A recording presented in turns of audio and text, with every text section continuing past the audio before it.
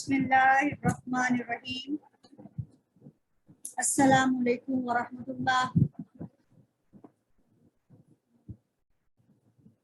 आज हम कुरान मजीद का तर्जुमा और तफसीर ये शुरू करने जा रहे हैं। एक कोशिश है अल्लाह ताला इसे कबूल फरमाए और आप लोगों को कुरान मजीद अल्लाह ताला का कलाम आपके सामने इस तरीके से आए कि आप लोग उसको समझ सकें और समझकर उस पर अमल भी कर सकें। हम कुरान मजीद को तर्जुमा और तफसीर के साथ इसके बिल्कुल आखिर से शुरू करना चाह रहे हैं ताकि छोटी सूरतें आपको अच्छे तरीके से आ जाएं और फिर आप इनको समझकर कुरान मजीद को समझकर करने के साथ साथ ये आपके लिए नमाज में सूरतों को मिलाने का अच्छा सबब भी बन जाए। ठीक है, तो हम शुरू करते हैं सूरत अन्नास से। सूरत कहते हैं एक हिस्सा, अन्नास का मतलब है लोग, यानी कि कुरान मजीद की सूरत का नाम जो कि 114वीं सूरत है, लोगों के नाम से मासूम है, यानी कि अल्लाह ताला ने सूरत का नाम सूरत अन्नास रखा है। कुरान मजीद अपनी तरकीब के एतबार से तरकीब तौक़ीफ़ी कहलाता है। तरकीब तौक़ीफ़ी होती है, ये वो तरकीब है जो अल्लाह ताला ने हज़रत जिब्राईल अलैहिस्सलाम के जरिए नबी करीम सल्लल्लाहु अलैहि वसल्लम को फरमाई, हदायत फरमाई, और वो उसे उसी तरीके से नबी करीम सल्लल्लाहु अलैहि वसल्लम उसी हदायत के मुताबिक सहाबा इकराम को हदायत देते जाते और वो उसको उसी तरीके से साथ एडजस्ट करते जाते। कुरान मजीद के मुख्तलिफ नाम हैं, जैसे कुरान हमीद यानी कि तारीफ के लायक कुरान। कुरान लफ्ज का मतलब है बार बार पढ़ी जाने वाली किताब। क्योंकि कुरान मजीद बार बार पढ़ी जाने वाली किताब है, दुनिया में कोई और किताब ऐसी किताब नहीं कि जिसको बार बार पढ़ा जाए और जिसके पढ़ने पर सवाब दिया जाए, सवाए कुरान मजीद के। कुरान मजीद का एक हरफ पढ़ने पर 10 नेकियां, तो उसके 3 हरफ पढ़ने पर 30 नेकियां।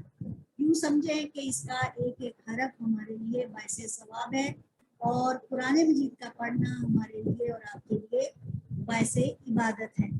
कुरान मजीद रोज़ाना पढ़ने वाले को इंशाअल्लाह अल्लाह ताला उसके रिज़्क़ में भी बरकत अता फरमाता है और उसके लिए आसानियाँ पैदा करता है। चुनाचे हर रोज़ कुरान मजीद की तिलावत करना आपके लिए आसानियों का बाइस है।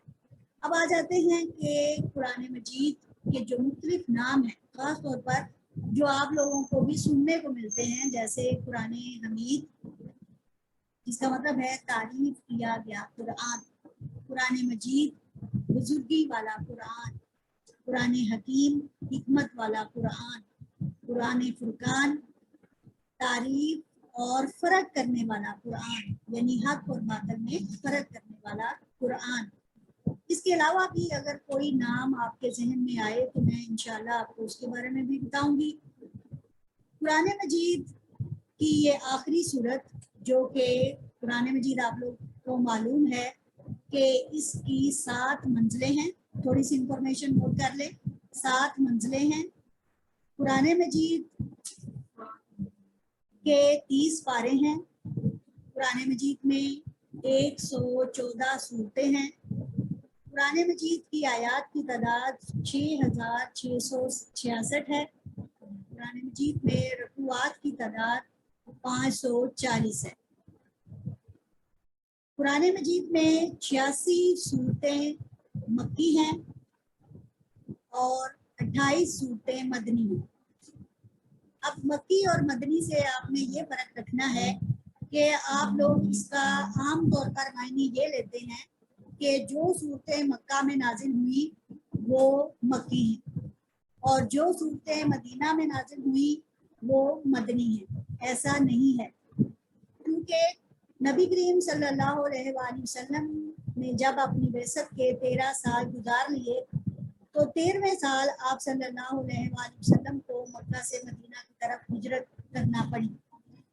उस हिजरत से पहले नाजिल होने वाली जितनी सूरतें हैं, चाहे वो मक्का के अंदर नाजिल हुई हों, चाहे वो मक्का से बाहर नाजिल हुई हों, وہ ساری کی ساری چاہے وہ مدینہ کے مضافات میں جا کر نازل ہوئی ہوں، وہ ساری کی ساری صورتیں مکی صورتیں کہلائیں گی، جبکہ جو نبی کریم صلی اللہ علیہ وآلہ وسلم کی ہجرت کے بعد چاہے وہ مدینہ میں نازل ہوئی ہوں یا وہ مضافات میں نازل ہوئی ہوں یا یہاں تک کہ وہ مکہ میں ہی جا کر نازل ہوئی ہوں، وہ مدنی صورتیں کہلائیں گی۔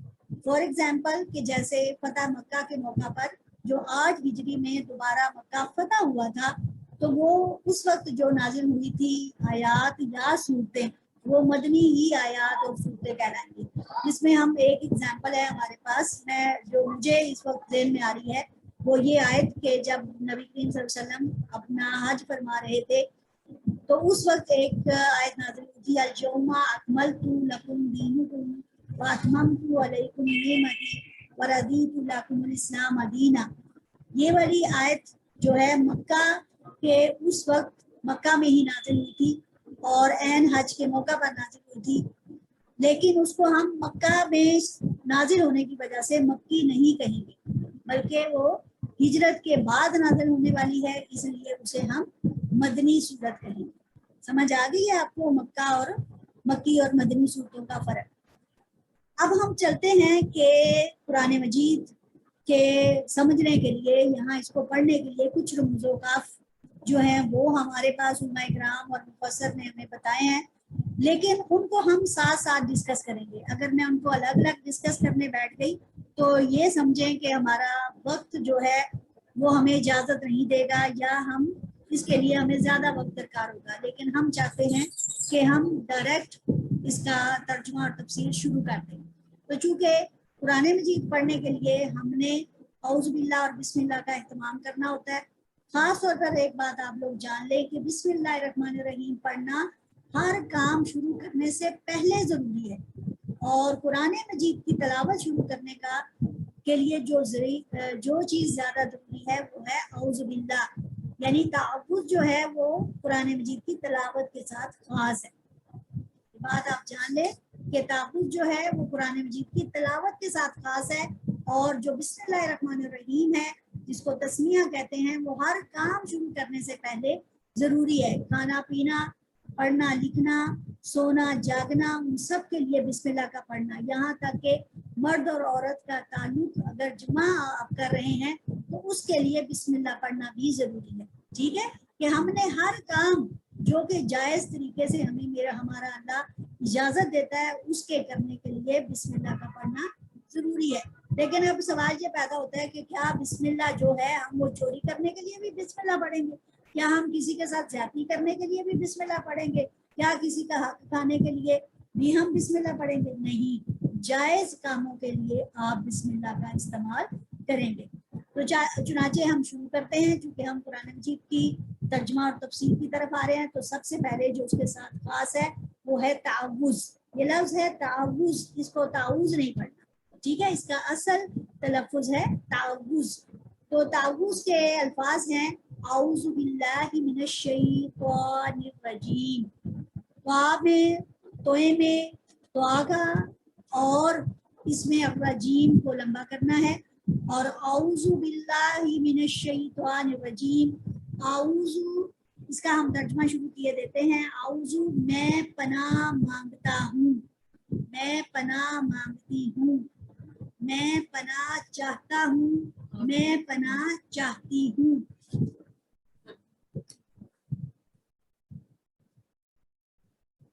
سمجھ آ گئی؟ آگے ہے باللہ، اللہ کے ساتھ، با کا مطلب ہے ساتھ، اور بیا کی آگے اللہ یعنی چھوٹی زیر کے ساتھ بھی بسم اللہ، تو یہاں ہے اعوذ باللہ، اللہ کے ساتھ یعنی اللہ کی، میں پناہ چاہتا ہوں اللہ کی، اللہ کے ساتھ، من سے الشیطان شیطان، شیطان الرجیم مردود لعنت کیا ہوا، میں اللہ کی پناہ چاہتا ہوں شیطان مردود کے شر سے۔ یعنی کہ میں اللہ تعالیٰ کی پناہ میں آ جاتی ہوں. یہ کلمہ پڑھنے سے ہم ہر طرح سے اللہ کے حکم سے شیطان کے وسوسوں، شیطان کے حملوں سے پناہ میں آ جاتے ہیں. اسی لیے کہا جاتا ہے جب کوئی بات آپ کو تنگ کرے، آپ اس کی وجہ سے اپنے خیالات کو تتر بتر سمجھیں، یا برے خیالات آ رہے ہوں یا وسوسے ڈالے جا رہے ہوں، تو آپ فوراً یہ والی آیت، یہ والا حصہ جو قرآن مجید کے لیے مخصوص ہے، اعوذ باللہ من الشیطان الرجیم، آپ پڑھیے تو انشاءاللہ اللہ تعالیٰ آپ کو اپنی پناہ میں لے لے گا. تو یہاں ہم نے اعوذ باللہ پڑھ کر قرآن مجید کو شروع کیا، کیونکہ قرآن مجید اللہ تعالیٰ کا ذکر خاص ہے. قرآن مجید اللہ تعالیٰ کا ذکر خاص ہے، چنانچہ اس ذکر کے لیے اللہ کی پناہ میں آنا ضروری ہے. کیونکہ کیا کرے گا شیطان، اس کام سے آپ کو روکنے کے لیے حد الامکان کوشش کرے گا. کیا کرے گا شیطان؟ آپ کا دل، جیسے ہم نے اس کلاس کا انعقاد کیا ہے، تو شیطان کہے گا کہ یہ کسی طریقے سے رک جائیں، یہ نہ کریں. وسوسے آئیں گے، پتہ نہیں میں اس کو شروع کر پاؤں گی کہ نہیں، پتہ نہیں نیٹ چلے گا کہ نہیں، پتہ نہیں ہمارے حالات آپس میں کیسے ہوں گے، یا اتنا بڑا کام ہے میں شروع کے نہ شروع کروں. یعنی کہ اس طرح کی تمام باتوں سے آپ بچیں گے. لیکن جب ہم اعوذ باللہ پڑھ کر اس کو شروع کریں گے تو انشاءاللہ اللہ تعالیٰ ہماری مدد فرمائے گا، ہمیں شیطان کے وسوسوں سے نجات ملے گی اور ہم اپنی نیکی پر ثبات اختیار کریں گے. اس کا مطلب ہے کہ ہم نیکی کو اختیار کریں گے اور اس پر قائم رہنے کی کوشش کریں گے. جیسے آج کلاس میں کچھ لوگوں نے جوائن کیا ہے، کچھ اپنی مجبوری کی وجہ سے نہیں کر پائے، دل سب کا چاہ رہا ہے، لیکن کیا ہے، کچھ نہ کچھ شیطانی عمل ایسا ہوا ہے کہ وہ آپ کو اس سے روک رہا ہے. چنانچہ اعوذ باللہ من الشیطان الرجیم قرآن مجید کے ساتھ پڑھنے کے لیے خاص ہے. اس ذریعے کیا ہوگا کہ آپ تلاوت قرآن مجید کی طرف مائل ہوں گے اور شیطان دبک کر بیٹھ جائے گا. شیطان کہے گا کہ نہیں، اب یہ اللہ کی طرف بڑھ گئے ہیں. اس کے پیچھے ایک اور وجہ بھی ہے کہ جب شیطان مردود نے حضرت آدم علیہ السلام کو ورگلایا تھا، اس کے دل میں وسوسہ ڈالا تھا، تو اس وقت اس نے اللہ تعالیٰ سے اس جنگ کا اعلان کیا تھا کہ اللہ میں تیرے بندوں کو برکلاؤں گا، ان کو اپنی طرف لاؤں گا. لیکن اللہ تعالیٰ نے اس وقت اس سے کہا تھا کہ جو میرے بندے ہوں گے، جو مجھ پر ایمان لائیں گے، جن کا ایمان مجھ پر پختہ ہوگا، وہ کبھی تیرے نربے میں نہیں آئیں گے. چنانچہ اس وقت سے اللہ نے اس کو مہلت دے رکھی ہے کہ وہ قیامت کے دن تک مسلمانوں کو، بلکہ تمام دنیا کے انسانوں کو ورگلانے کی کوشش کرے گا. اور اللہ تعالیٰ جو نیک لوگ ہوں گے اور جو اللہ کی پناہ میں آ جائیں گے، یقیناً اللہ تعالیٰ ان کو شیطان کے حملوں سے بچا لے گا. ابھی میں اس کی بہت زیادہ تفصیل میں نہیں جا رہی. دوسری آپ دیکھیں کہ الرجیم لفظ ہم سے تقاضا کرتا ہے کہ یہ کیسے مردود ہوا یا لعنتی ہوا. یہ میں نے آپ کو بتا دیا کہ جب اس نے حضرت آدم علیہ السلام کو برگلایا، وسوسہ ڈالا، تو اس دن سے ہی وہ لعنتی اور مردود قرار دے دیا گیا ہے. اب وہ قیامت کے دن تک کسی صورت بھی اللہ کا بندہ ہونے کا دعویٰ نہیں کر سکتا، کیونکہ اس نے ازل سے، یعنی کہ جب یہ زمین بنی، آسمان بنے اور اللہ تعالیٰ نے جنت میں ان کو ٹھہرایا، اس وقت سے ہی اللہ سے ٹھان لی ہے. چنانچہ جب ٹھان لی ہے تو پھر اب کھلی جنگ ہے، شیطان کی اور انسان کی اور اللہ کی. اور انسان میں وہ جو اللہ کے بندے ہیں، یقیناً اللہ کی مدد ان کے ساتھ ہے، اور جو اللہ کے بندے نہیں بنتے بلکہ نفس کے بندے بنتے ہیں، تو پھر اللہ تعالیٰ ایسے لوگوں کو ان کی برائی میں چھوڑ دیتا ہے. سوال یہ پیدا ہوتا ہے، بعض اوقات ہماری برائی ابھی ہم نے پہلی یا دوسری کی ہوتی ہے، تو اللہ تعالیٰ ہمیں اس کو لوگوں کے سامنے عیاں کر دیتا ہے. اس کی وجہ ہے کہ اللہ چاہتا ہے کہ میرا یہ بندہ برائی کی طرف مائل نہ ہو، میں اسے جلدی ہی پکڑ لوں تاکہ یہ جلدی سے توبہ کی طرف آ جائے.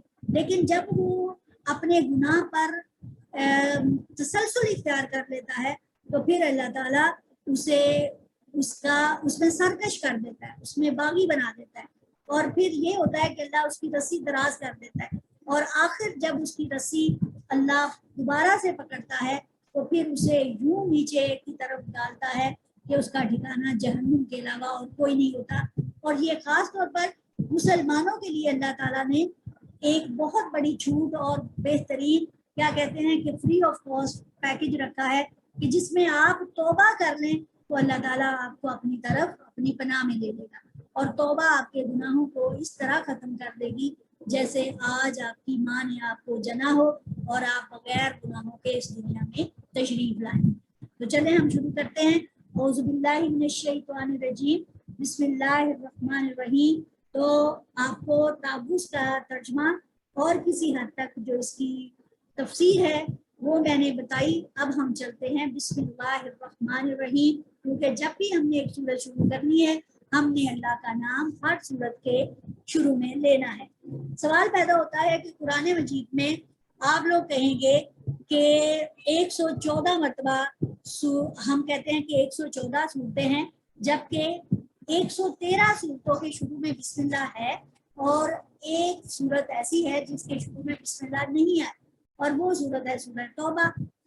چنانچہ قرآن مجید میں ایک سورہ نمل ہے جس کے اندر بسم اللہ الرحمن الرحیم اس آیت کا حصہ بن کر نازل ہوئی ہے۔ اس طرح ٹوٹل قرآن مجید میں 114 مرتبہ قرآن بسم اللہ الرحمن الرحیم کا استعمال ہے، اور 113 مرتبہ سورتوں کے شروع میں اور ایک اضافی مرتبہ سورہ نمل میں، یوں 114 مرتبہ یہ شروع میں استعمال ہوئی ہے، جس کا مطلب ہے کہ ہم جب بھی کوئی کام شروع کریں، کوئی سورت شروع کریں، تو ہم نے بسم اللہ الرحمن الرحیم ضرور پڑھنی ہے سوائے سورہ توبہ کے۔ اب آپ لوگوں کے ذہن میں یہ سوال پیدا ہوگا کہ سورہ توبہ کے شروع میں کیوں نہیں ہے؟ تو سورہ توبہ میں جہاد سے کچھ مسلمانوں نے جہاد سے تنگی کا احساس آپ صلی اللہ علیہ وسلم کو دلایا تھا، اور اللہ تعالیٰ کو یہ بات مسلمانوں کی پسند نہ آئی تھی، چنانچہ اس صورت میں سورہ توبہ کے اندر اس کی تفصیل میں کچھ مزید میں آپ کو بعد میں بتاؤں گی، لیکن کچھ بات یہ کہ جہاد نہ کرنے والوں پر ناراضگی کا اظہار کرنے کی وجہ سے اللہ نے اس صورت میں بسم اللہ الرحمن الرحیم شروع میں نہیں لگائی۔ ٹھیک ہے، اس کی مزید تفصیل میں آپ کو بعد میں مزید بتاؤں گی۔ تو ہم شروع کرتے ہیں سورۃ الناس۔ اس سے پہلے بسم اللہ الرحمن الرحیم، با کا مطلب ہے ساتھ، اسم نام کو کہتے ہیں، اور اللہ کا ذاتی نام ہے۔ اللہ کا ذاتی نام ہے۔ ہم نے قرآن مجید کے شروع میں ایک صفحہ 2 صفحات دیکھے ہیں جس میں 99 نام اللہ تعالیٰ کے آتے ہیں، جو کہ کچھ اس طرح شروع ہوتے ہیں، اللہ لا الہ الا ہوا الرحمن، اس طرح اس کی آگے تفصیل شروع ہو جاتی ہے۔ تو اللہ کا ذاتی نام ہے۔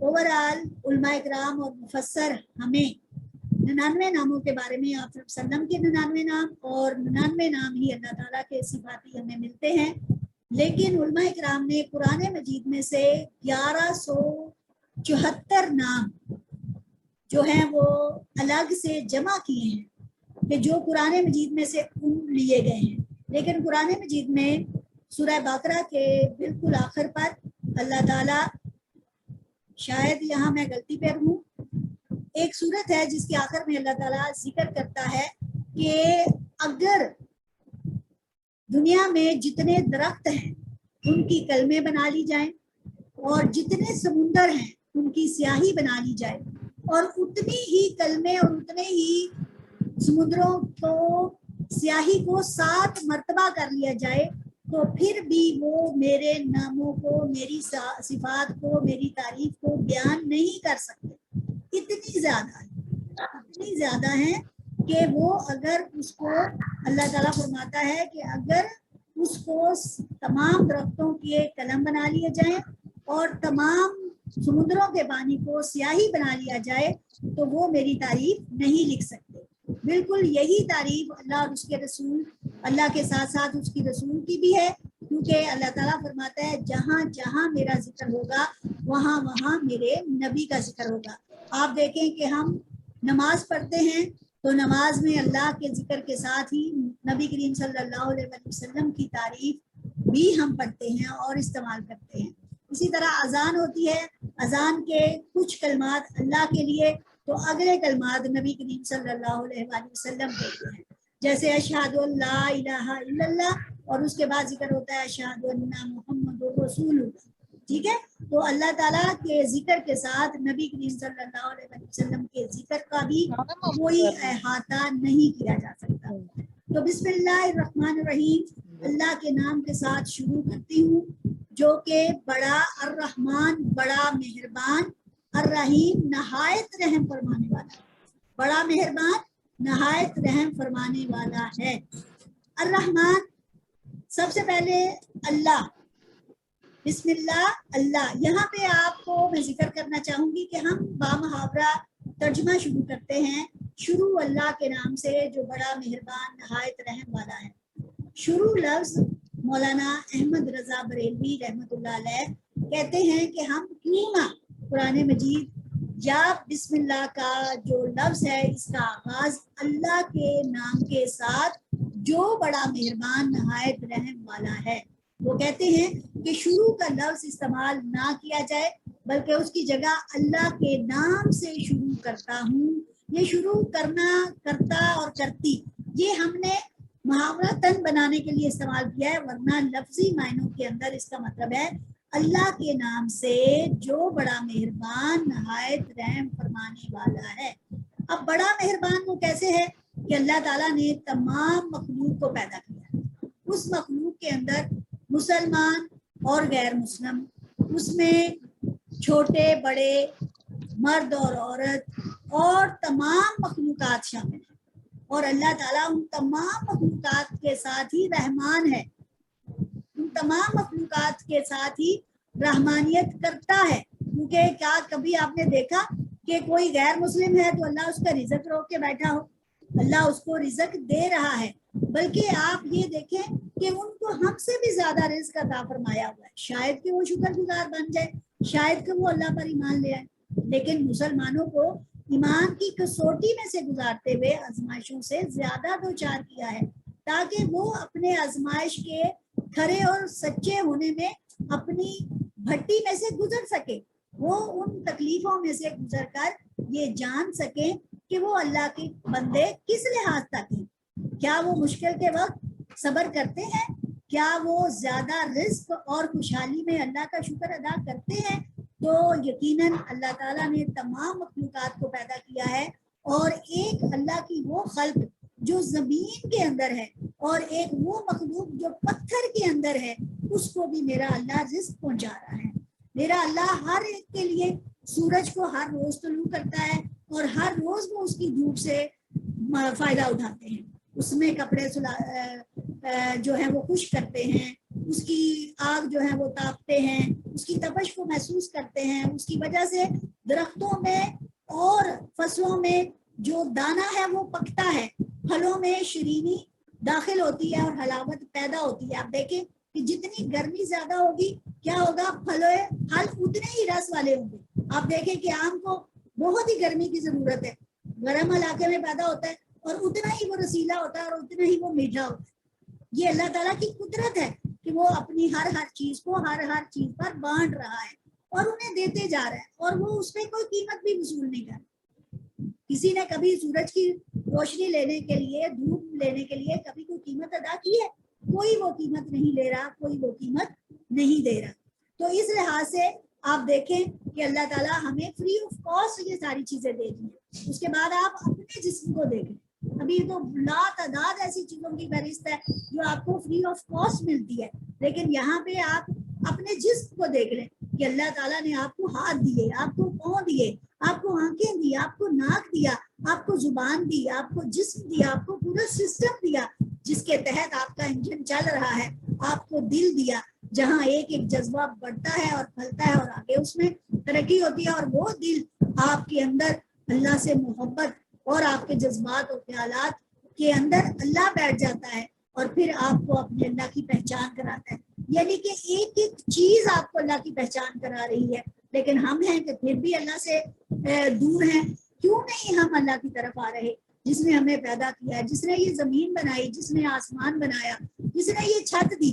کبھی سوچا کہ آپ کھلے آسمان کے نیچے جب پڑے ہوتے ہیں تو یہ چھت، یہ آسمان کی چھت آپ کے سر سے ہٹ جائے تو آپ کو کیسا محسوس ہو. بلکہ ان غریبوں کی سوچئے کہ جو کھلے آسمان کے تلے جب لیٹے ہوتے ہیں تو انہیں کیسا مزہ آتا ہے, وہ کیسے خوبصورت اور اللہ کے دیے ہوئے اے سی کے اندر گرمیوں میں جب اس کی ہوائیں چلتی ہیں اور ٹھنڈی ہوائیں چلتی ہیں تو وہ کیسا اے سی انجوائے کرتے ہیں. ہمارا اے سی تو خراب بھی ہو جاتا ہے, حبس بھی چھوڑتا ہے, تکلیف بھی دیتا ہے, لیکن اللہ کا اے سی ہمارے لیے ہمیں خوش اندر تک خوش کر دیتا ہے. ٹھیک ہے, تو یہ تمام چیزیں آپ دیکھیں کہ آپ کا اللہ آپ کو دے رہا ہے اور فری آف کاسٹ ہے, کوئی قیمت نہیں ہم دے رہے. اس کے بعد آپ دیکھیں, آپ اپنی دنیا کی بنائی ہوئی چیزوں کو دیکھ لیں. ہماری حکومت ہم سے ہی پیسے لیتی ہے, سڑک بناتی ہے. اب سڑک پر ٹھیک ہے جی, سارے اس پہ آ رہے ہیں, مسلم بھی غیر مسلم بھی, چھوٹا بھی بڑا بھی, مرد اور عورت بھی, سارے ہیں, لیکن وہ ہم سے ٹول پلازا لے رہے ہیں. بھائی کس لیے؟ اس لیے کہ ہم اس سڑک کو استعمال کر رہے ہیں. ادھر سڑک بنتی ہے, ادھر اس کا جو مٹیریل ہے اتنا خستہ, اتنا گندا استعمال کیا جاتا ہے کہ وہ کچھ ہی عرصے میں خراب ہو جاتی ہے. کہاں فائدہ دیا جا رہا ہے؟ لیکن اللہ کے کارنامے آپ دیکھیں, اللہ کی قدرت دیکھیں کہ وہ آپ کو ایسی چیز دیتا ہے کہ جس میں کوئی فطور نہیں, جس میں کوئی نقص نہیں. بلکہ اللہ تعالیٰ سورہ ملک میں فرماتا ہے کہ تم میری بنائی چیزوں میں فطور ڈھونڈنے کی کوشش کرو گے, لیکن تمہاری نظر لوٹ کر ذلیل ہو کر تمہاری طرف واپس آ جائے گی اور تم اس میں کوئی بھی نقص نہ نکال پاؤ. اب آپ دیکھیں اپنے اللہ کی بارگاہ اور اپنے اللہ کی قدرت کہ وہ آپ کو کیسے نوازتا ہے. الرحمن کا مطلب آپ کو سمجھ آ گیا. اس کے لیے مفسر اور علماء حضرات یہ بھی کہتے ہیں کہ رحمان خاص طور پر ہر کسی کے فرق کے بغیر ہر ایک کو دیے جا رہا ہے, لیکن الرحیم ذات وہ ذات ہے کہ جو صرف آخرت میں مسلمانوں کو نوازے. الرحیم ذات صرف اور صرف مسلمانوں کو نوازے گی. قرآن مجید میں بھی جہاں جہاں مسلمانوں پر اللہ تعالیٰ کے انعامات کا ذکر آیا ہے وہاں وہاں اللہ تعالیٰ کے رحیم ہونے کی مہر ثبت کر دی گئی ہے کہ وہ غفور الرحیم ہے, وہ ہمیں معاف بھی کرتا ہے اور پھر ہم پر اپنی رحیم صفت جو ہے وہ بھی ہم پر لگا دیتا ہے. اور یقیناً اس کا ہماری توبہ قبول کرنا اور ہم پر اپنی رحمانیت فرمانا اس کے رحیم ہونے کا بہت بڑا ثبوت ہے. اگر وہ ہماری توبہ قبول نہیں کرتا, یقیناً دنیا میں کچھ ایسے لوگ بھی ہیں جن کی توبہ قبول نہیں کی جائے, جب تک کہ جیسے اللہ تعالیٰ فرماتا ہے کہ میں اپنے حقوق میں کوتاہی معاف کر سکتا ہوں لیکن بندوں کے حقوق میں کوتاہی معاف نہیں کروں گا, کیونکہ جب تک وہ بندہ اسے معاف نہ کرے. اب بندوں کے حقوق کے اندر اللہ نے اپنے حقوق رکھ دیے اور اپنے حقوق کے اندر بندوں کے حقوق رکھ دیے. کیسی خوبصورت وہ ذات ہے جو الرحمن بھی ہے, جو الرحیم بھی ہے. اور یہ خاص طور پر مسلمانوں کے لیے انعام ہے اللہ تعالیٰ کی رحیم ذات کا کہ جو ہمیں معاف فرما کر ہماری دنیا میں کی گئی گناہ اور کوتاہیوں سے چشم پوشی کر کے ہمیں معاف فرما کے جنت الفردوس میں بھیجے گا, جنت میں بھیجے گا. جنت کا سب سے اعلیٰ مرتبہ جو اس وقت میرے منہ سے نکلا وہ جنت الفردوس ہے. اور جنت الفردوس میں جانے کے لیے مسلمانوں کو جنت الفردوس میں جانے والے کارنامے کرنے ہوں گے, وہ عمل کرنے ہوں گے جن کی وجہ سے وہ جنت الفردوس کا حقدار ہے. وہ انشاءاللہ قرآن مجید کی تفسیر کے درمیان آپ کو ان باتوں کے بارے میں بھی بہت ساری چیزوں کا پتہ چلتا چلا جائے گا. اب آپ نے بسم اللہ الرحمن الرحیم اس کا لفظی ترجمہ اللہ کے نام سے جو بڑا مہربان الرحیم نہایت رحم فرمانے والا ہے. اور یہاں آپ کو بات واضح ہو گئی کہ رحم وہ انہی پر فرمائے گا جو دنیا میں آ کر اللہ کی ذات کو پہچان کر اس کا اقرار کرے گا زبان سے اور دل سے اس کو مان جائے گا, اور دل سے اس کو مان کر اس پر عمل کرے گا. اور اس کے عمل کی جو سب سے پہلی کڑی ہے وہ ہے کلمہ طیبہ پڑھ کر اقرار, جو ہم ایمان مفصل میں پڑھتے ہیں, آمنت باللہ و ملائکتہ و کتبہ و رسلہ والیوم الآخر. ٹھیک ہے, یہ والی آپ ایمان مفصل اور ایمان مجمل یہ والی آپ دونوں یاد کیجئے, اور انشاءاللہ کسی کلاس میں آپ سے یہ دونوں سنوں گی بھی. تو اللہ تعالیٰ یہ ہے کہ وہ جب ہم اللہ کو مان جائیں تو اس کے ہم رسولوں کو بھی مانیں, اس کی کتابوں کو بھی مانیں, اس کے ملائکہ کو بھی مانیں, اور اس پر اس کے نبیوں کو بھی مانیں, اور یوم آخرت کو بھی مانیں. ٹھیک ہے, اور اگلے میں ہے کہ تقدیر کے اچھے اور برے ہونے کو بھی مانیں. یہ جب تک ہم نہیں مانیں گے تب تک ہم عمل بھی کر نہیں پائیں گے. تو عمل کرنے کے لیے آپ کو ان تمام چیزوں کا جاننا اور ان پر ایمان لانا ضروری ہے. اور عمل کرنے کے لیے پہلی آپ نے زبان سے اقرار کر کے کیا کہہ دیا؟ لا الہ الا اللہ محمد رسول اللہ. اور اقرار کرنے کے لیے جب آپ نے عمل کی ٹھانی تو عمل میں آپ کے پاس 4 اور عبادتیں آ جاتی ہیں، بلکہ میں کہتی ہوں 5 آ جاتی ہیں. اور وہ ہیں پہلی کلمہ طیبہ کے بعد نماز، جس کو ہم ارکان میں دوسرے نمبر پر لیتے ہیں. پہلا رکن ہے کلمہ طیبہ، دوسرا رکن ہے نماز، تیسرا رکن ہے روزہ، چوتھا رکن ہے زکوٰۃ، پانچواں رکن ہے حج، اور چھٹا رکن ہے جہاد. سمجھ آ گئی؟ اب اگر میں آپ کے ساتھ اعتقاد کی بات کروں تو اعتقاد میں پہلا آپ نے جو عقیدہ رکھنا ہے وہ کیا ہے؟ اللہ پر ایمان، نبیوں پر ایمان، آسمانی کتابوں پر ایمان، فرشتوں پر ایمان، یوم آخرت پر ایمان، اور چھٹے نمبر پر جو علماء کرام اور مفسرین حضرات کی جمہور علماء اس بات پر متفق ہیں کہ تقدیر کے اچھے اور برے ہونے پر، کہ اللہ اگر ہمارے ساتھ اچھا کرتا ہے تو اپنی اسی کی طرف سے آزمائش ہے، اسی کی طرف سے انعام ہے، اور اگر وہ ہمیں آزمانے کے لیے ہمارے سے کوئی چیز چھین لیتا ہے یا ہمارے ساتھ کوئی کمی بیشی یا نقصان ہو جاتا ہے تو ہمیں تقدیر کے اچھے اور برے دونوں کے ہونے کا جو یقین ہے وہ یہی ہونا چاہیے کہ یہ دونوں باتیں ہی میرے اللہ کی طرف سے. سمجھ آ گئی ہے؟ میرا خیال ہے آج کے اس سبق میں ہم ابھی تک اعوذ باللہ اور بسم اللہ یہ صرف اجمالی پہلو کو پڑھ سکے ہیں، ورنہ اگر میں آپ کو بتاؤں کہ اللہ تعالیٰ کے نبی صلی اللہ علیہ وآلہ وسلم نے جب صحابہ اکرام کو ان چیزوں کی تفسیر بتائی ہوگی تو وہ کیا عالم ہوگا کہ ان کے ایمان لانے والے بچوں میں پہلے حضرت علی رضی اللہ تعالیٰ عنہ، جس کے بارے میں اللہ تعالیٰ کے رسول صلی اللہ علیہ وسلم نے فرمایا کہ میں علم کا شہر ہوں، تو اس شہر کا دروازہ علی مولا علی ہے، حضرت علی رضی اللہ تعالیٰ عنہ ہیں. اب آپ ذرا دیکھیے کہ جب انہوں نے لوگوں کو صحابہ اکرام کو تعلیم دینے کی ٹھانی تو انہوں نے بسم اللہ کی تفسیر شروع کی.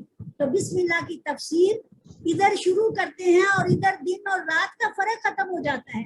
مفسر حضرات یہاں تک لکھتے ہیں کہ 70 خچروں پر بسم اللہ کی تفسیر لا دی جا سکتی ہے اگر وہ حضرت علی رضی اللہ تعالیٰ عنہ نے جو بسم اللہ کی با کی تفسیر بیان کی ہے. بسم اللہ کی با کی تفسیر 70 خچروں پر بلکہ اس سے بھی زیادہ پر لا دی جا سکتی ہے جو صرف بسم اللہ کی با ہے. تو میرے جیسے انسان کی ہلکی سی چھوٹی سی کوشش ہے، اللہ تعالیٰ اسے قبول فرمائے، جس کا میں نے آپ کے سامنے صرف اور صرف ایک اجمالی پہلو پیش کیا. پوری بات اور کھینچیں گے اس پر آپ کو تفصیل سے کچھ نہیں بتا نہیں جی، باقی سے تو جانتی اور کھینچتے گئی پہلے ویسے بازو تو ہی سی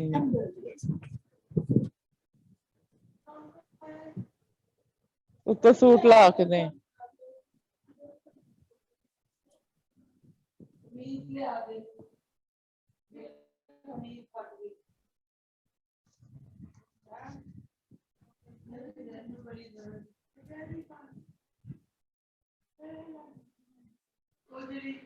بسم اللہ الرحمن الرحیم. شروع ہوتی ہے قل اعوذ برب الناس ملک الناس الہ الناس من شر الوسواس الخناس الذی یوسوس فی صدور الناس من الجنۃ والناس.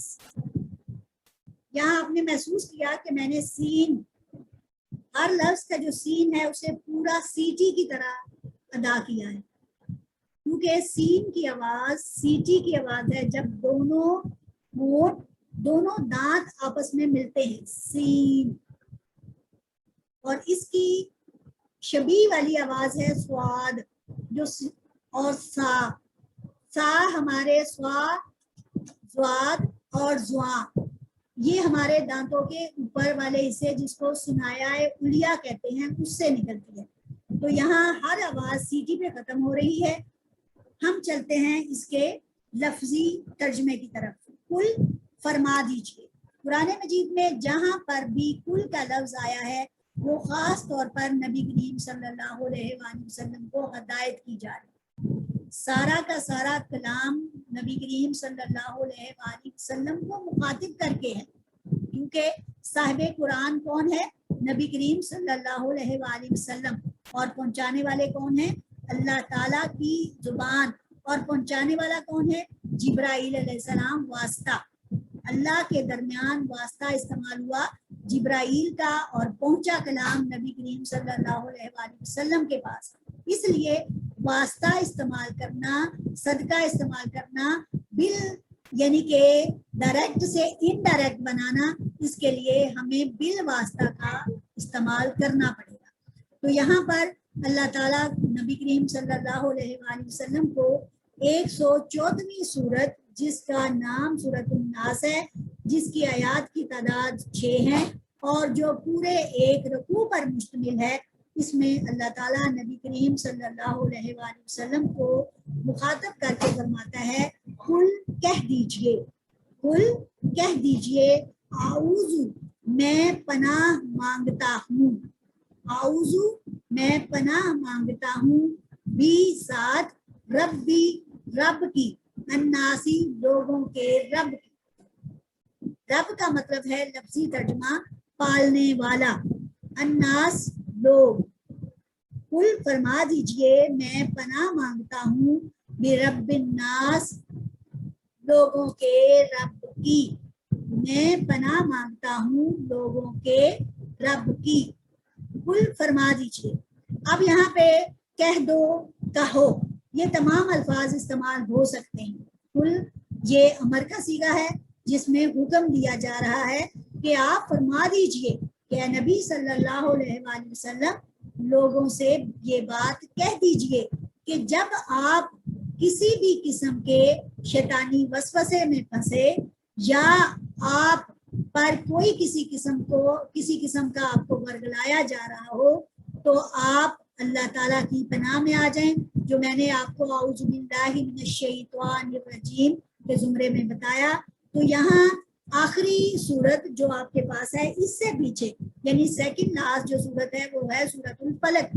سورۃ الفلق اور سورۃ الناس ان کے لیے لفظ استعمال ہوا ہے معوذتین، یعنی کہ دو تعوذ جن کو اکٹھا کیا جائے، کیونکہ عربی میں واحد، تثنیہ اور جمع کا صیغہ استعمال ہوتا ہے. واحد ایک کے لیے، تثنیہ دو کے لیے، اور جمع دو سے زیادہ چیزوں کے لیے استعمال ہوتا ہے. تو یہاں تثنیہ کے لیے میں نے آپ کو بتایا کہ سورہ فلق اور سورۃ الناس ان دونوں کو معوذتین یعنی دو معوذ، اور اگر ہم اس میں تیسرا شامل کریں جو کہ کل اعوذ برب قل هو اللہ احد، اور دوسری ہم اس میں شامل کریں قل یا ایھا الکافرون، تو ان ساروں کو ملا کر معوذات بنتے ہیں. اس کو ان کی جمع ہوگی معوذات، یعنی جو ہمیں شیطان سے بچانے کی خاص صورتیں اللہ تعالیٰ نے نازل کی. اور یہ صورت جو ہے یہ اس وقت نازل ہوئی تھی جب نبی کریم صلی اللہ علیہ وآلہ وسلم پر ایک یہودی اور اس کی بیٹیوں نے جادو کر دیا تھا، اور اس کا نام تھا لبید بن عاصم، الف عین صاد میم عاصم. یہ ایک یہودی تھا اور اس کی بیٹیاں تھیں جس نے نبی کریم صلی اللہ علیہ وآلہ وسلم کے منہ مبارک یعنی آپ کے بالوں پر گریں لگائی تھی، اور آپ کے جو کنگھے کے دندانے تھے اس کو حاصل کر کے اس پر منتر جادو کرایا تھا، جس کی وجہ سے نبی کریم صلی اللہ علیہ وآلہ وسلم کے بالوں میں گریں پڑ گئیں اور آپ صلی اللہ علیہ وسلم شدید بیمار ہو گئے، اور جس کے توڑ کے طور پر نبی کریم صلی اللہ علیہ وآلہ وسلم پر یہ دو صورتیں خصوصی طور پر نازل ہوئیں، جن میں